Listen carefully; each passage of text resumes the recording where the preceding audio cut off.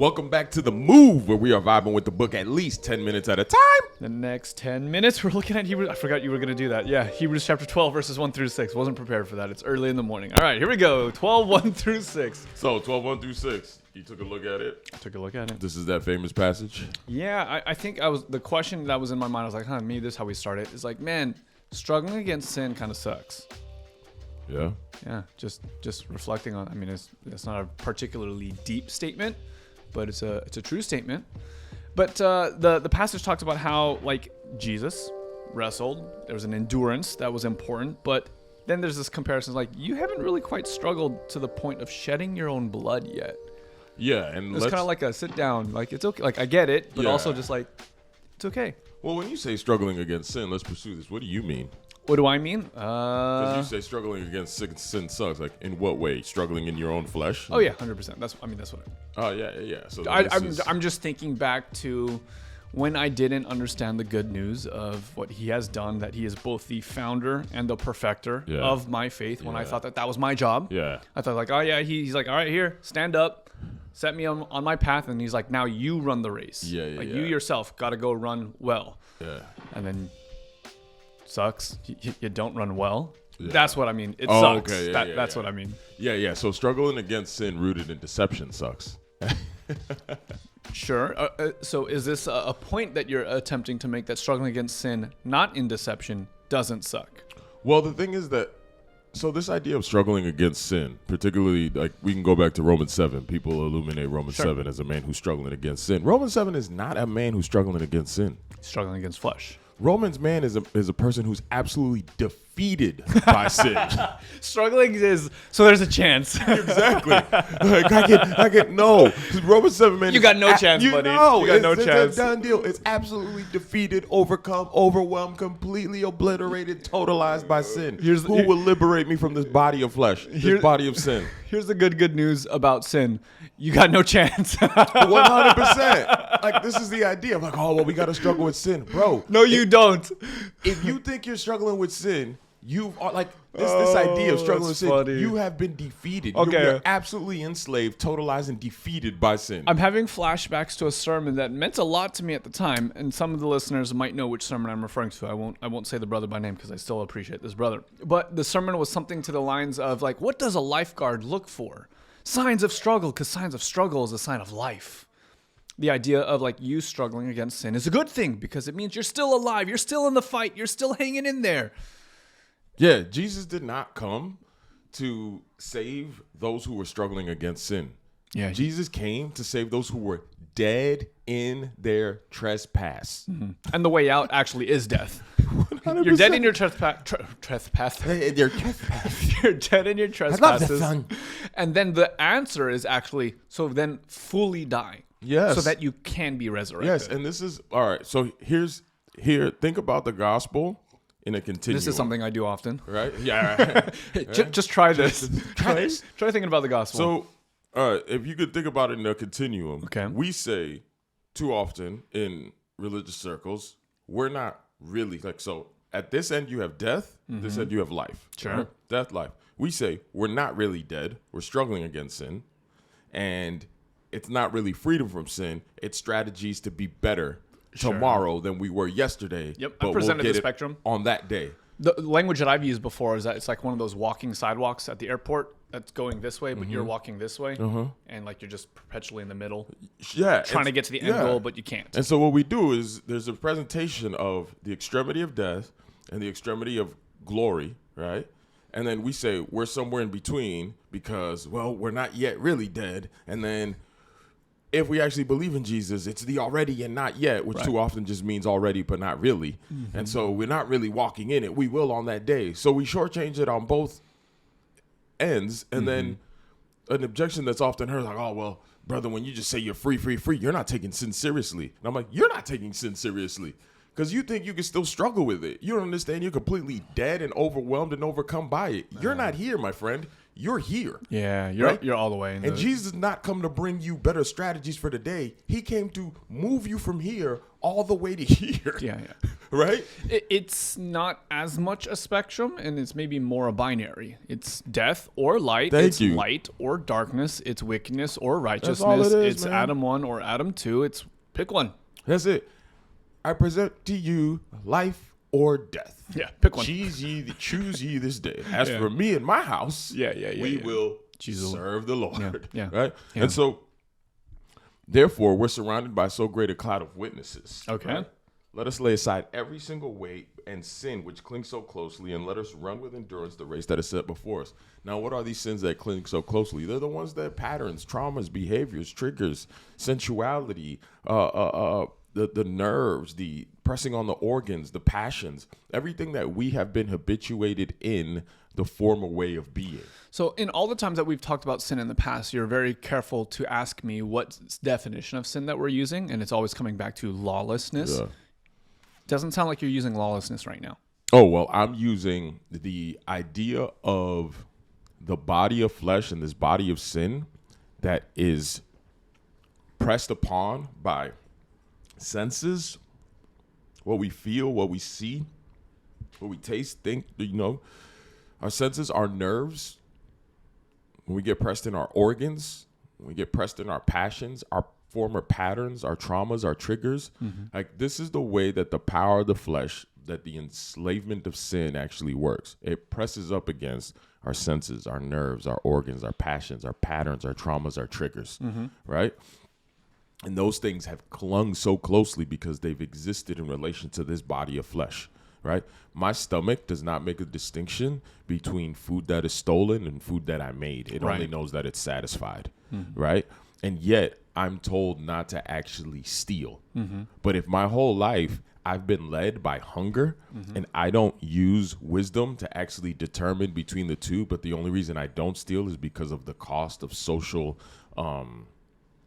price I'm going to pay, right? The loss of freedom, but I'm not really motivated by love for another because that's theirs and not mine, then that sin has clung closely because of a lawlessness I have. But where has that sin clung? It's clung in my body and in my mind and in the way I've stewarded myself, right? Okay. So that the whole network of being is informed by the flesh, and it's actually enslaved to sin under the power of flesh because my whole body has been given over to being led by something other than the Spirit of God. And if I'm led by something other than the Spirit of God, then I am lawless because I don't have the thing that ought to be leading me, which is fundamentally God inside, because I was made to bear the image of God. So whenever I don't have that rule of law actually within me, which is God, Christ in me, the Spirit of Christ in me, then anything other than that is lawlessness, right? So then the sin that clings so closely is my former patterns, my traumas, my triggers, the things that press on my senses, my nerves, my organs, my passions. And what the author of Hebrews is now calling us to do is that since we're surrounded by a great cloud of witnesses, like look at all of these people who denied the sensual life. Look at Moses who denied the sensual life, right? Who thought the reproach of Christ was better than the treasures of Egypt. Yeah, I like this because this is the sense in which Jesus seems to be talking about denying self. People, we You and me, and particularly me. I've done the thing where, denying self means that there's some kind of metaphysical death to my spiritual nature or my fleshly nature. And every morning, for whatever reason, it's like the sun rising up. It gets resurrected every 24 hours. And so I got to kill myself all over again. It's just this repeated cycle forever and ever and ever and ever and ever.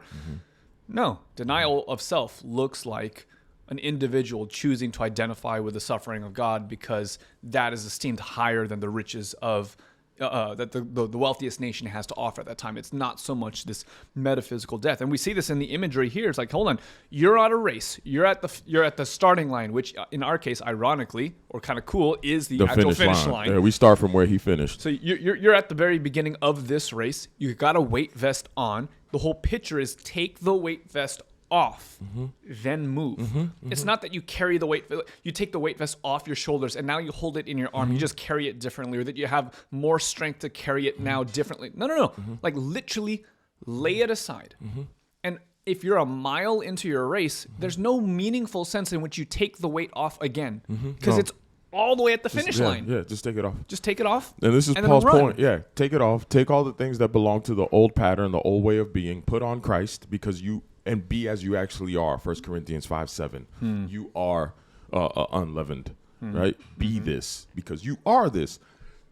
So then run this race in the truth of who you are, and the truth of what you have in Christ, and the truth of his promises, and lay it all aside, right?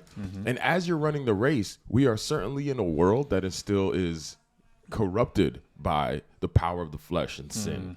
It's in a world that is not glorified yet. We're in a world that has not been restored and renewed. But we have, through the power of the Holy Spirit, we're still in these bodies of flesh. So what does that mean when you in a world that is going, now this is the idea, when you're in a world that's going this way and you're running this way, what's going to happen? You're going to have tension. You're going to have conflict. You're going to have competition, criticism, not because you're bringing it into the world, but because the world is against you. And why is the world against you? Because it was against Christ.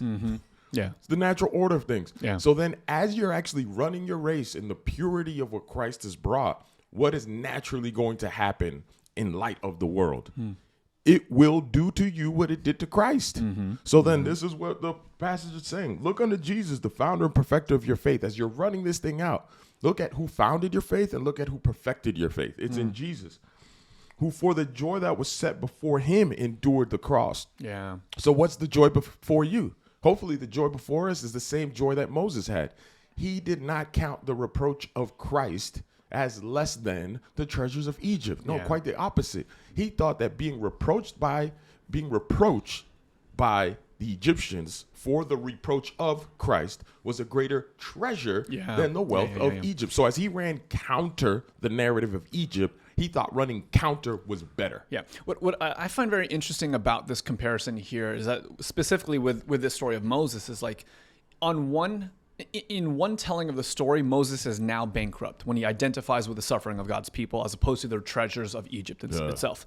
In one telling of the story, oh, you're bankrupt. You're out in the middle of nowhere. You got nothing. But in his mind, he's like, actually, I'm more wealthy than I ever have been before. He would 100%. Never make the exchange.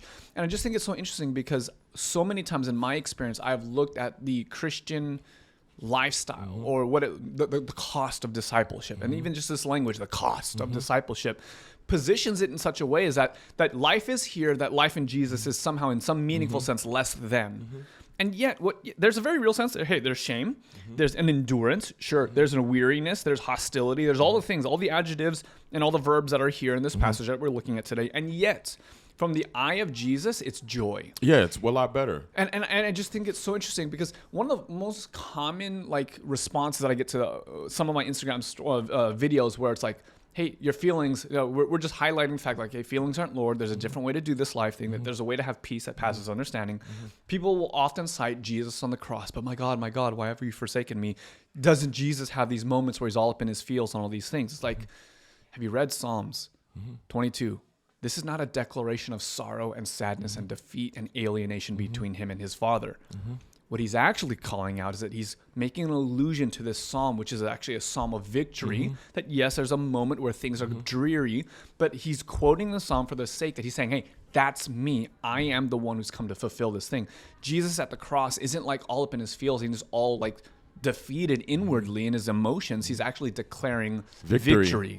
It's a very different experience. So, and here's a nuance. Be all up in your feels. Sure. Go ahead. Don't ever move from being all up in your feels.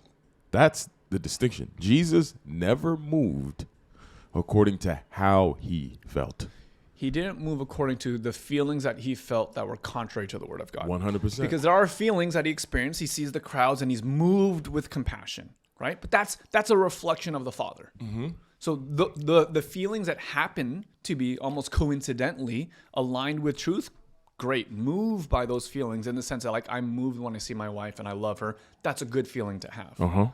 But the moves that are rooted in feelings contrary to Scripture, never move by those. So, see if I could offer some clarity here. Okay. Feelings are almost neutral in the sense of their morality. Correct. Right?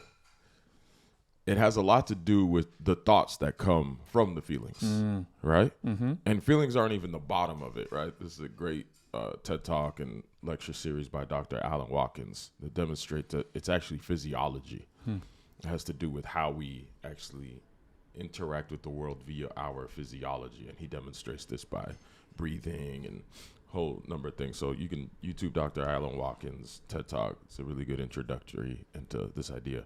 But that feelings and emotions, right? Energy that's in motion, emotions, energy that's in motions, and feelings is the name that we put to the energy in motion, right? But to never move to satisfy those feelings via a pattern of deceit. Here's what I mean. I can be experiencing betrayal. Mm-hmm. Jesus experienced betrayal on the night that he was betrayed. The physiology of his body, and this body of sin, this body of flesh, can actually be recoiling, and there is chemicals running through a body that is feeling betrayal, right? That feeling of betrayal can now give way to bitterness and resentment and unforgiveness that then you start moving from, right? And it's here that Jesus breaks that chain, that simply because he has been betrayed and maybe his body feels the effects of being betrayed, he does not move from the betrayal. He moves from the loyalty of covenant faithfulness, even in the face of being betrayed. Mm-hmm. So that the feelings of being betrayed are seemingly very proper and appropriate to the fallen human condition. But what is inappropriate is to ever move from them and position somebody else as the recipient of retribution, as though I am going to retribute back to you what you gave to me. So if you committed actions that then brought up within me feelings of betrayal that Adam 1 has taught us are now connected to ways of disciplining, correcting, and that we usually mean punishing you for the way you betrayed me. That's what Jesus does not do. When you betray him, he does not redistribute or retribute back to you that which you gave to him. What he always distributes is his very heart and character. So he absorbs the betrayal, and what comes out is the fullness of his life, because your betrayal cannot overcome his life. Does the betrayal hurt? Yes. Does the betrayal wound? Yes. Does the betrayal cause him to be sad? Yes. But the life within him is greater than that. And he finds comfort in the love of his Father, and he finds comfort in the love of those he's in agreement with, which is Trinity, right? And so the Trinity itself soothes him, right? In that intimate relationship. Why? Because they then speak truth. Like, this is the way. The betrayal you're receiving is a consequence of the lie and of the corruption. So we are not going to, in turn, give that space as though it's actually founded in some sort of truth. Like, so it's founded in like the bedrock of love.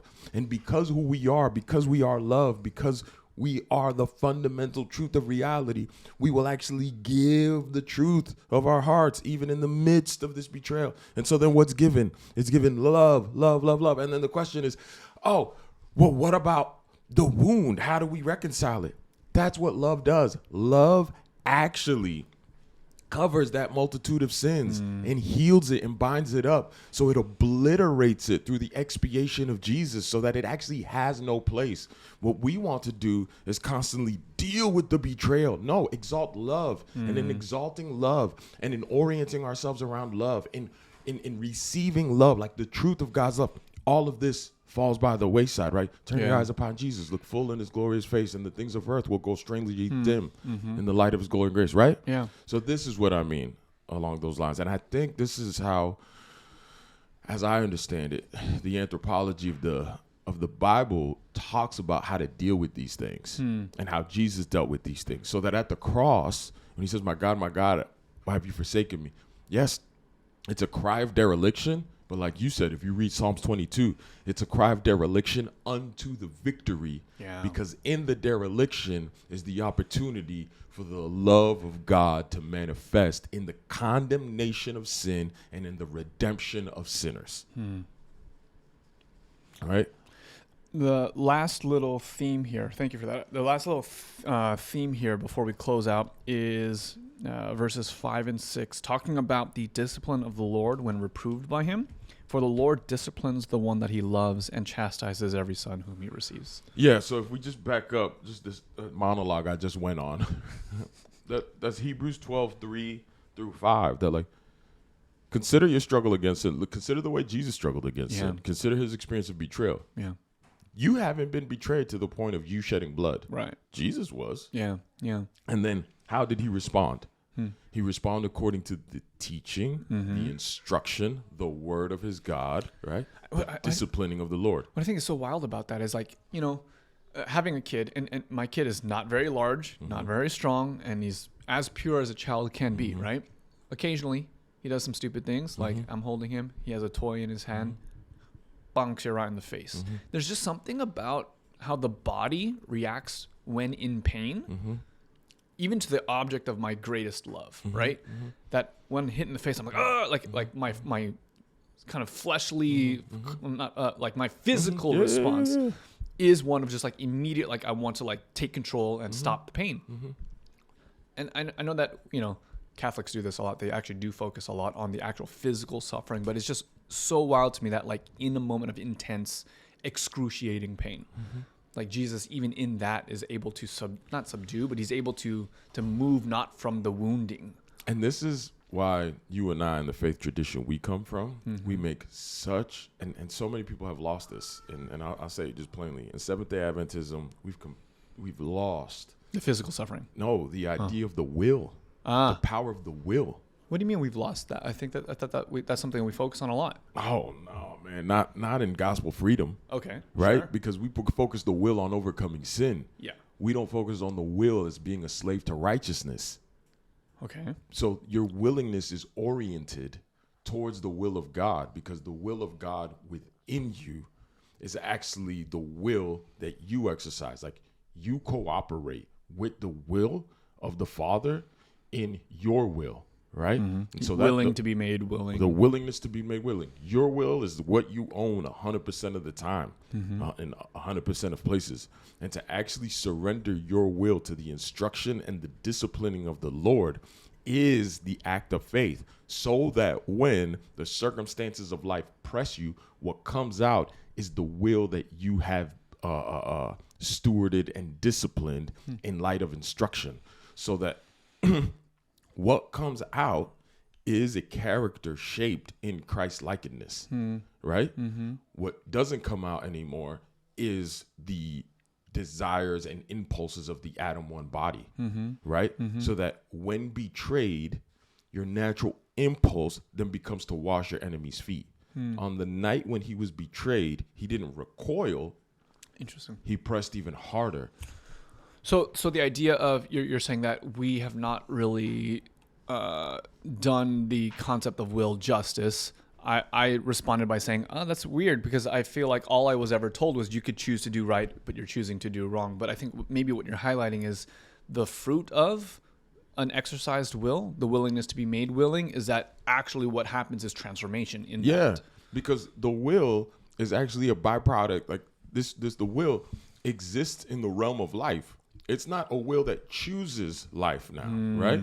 It's a will that's exercising the gift it's received. Yeah. You understand? Yeah. So the gift that it's received is righteousness. Therefore, offer yourselves up to Christ, offer yourselves to God as those who have been brought from death to life, because you are slaves to righteousness. So then my will is constantly surrendering to that truth, and I make an exercise of the truth that I am. I don't make an exercise of trying to get what I don't. Right. This is where you are overcome, because your will can never actually get you what you don't have. Yeah. Your will can only exercise that which is yours. So then the practice is to orient my will according to the truth of who he says I am. This is simply the act of agreeing with the truth as it is in Jesus, and that exercise is faith itself. Moses exercised his will to come into agreement the reality as it was. Moses banged his head up against the wall for 40 years. He lost his even ability to speak. When God shows up in the burning bush, it's like, yo, I need you to do this, do this, do this. I can't. Why? Because he was I. He had a problem with his eyes. And I mean, like, not eyes. Yeah, an eye infection. His eye, right? And so he could not see correctly until he actually comes to this place of, oh, wait, hold on. God is actually with me, and what he says he's going to do, he's going to do. So he no longer considers himself in the equation, but he exercises his will to come into agreement with what God says. This is the denial of self. This is the denial of the old pattern, is that your willingness to be made willing according to the will of God, who has brought you from death to life. And in being established in that, you haven't wrestled against sin to the point of dying. So you haven't had to exercise it to that point. Yeah. So relax. Yeah, God's disciplining you and treating you as a son and raising you up so you have that strength, but you're not there. Yeah. So run with perseverance. Yeah, you'll be all right. You see what I'm saying? Yeah. This is where we're at.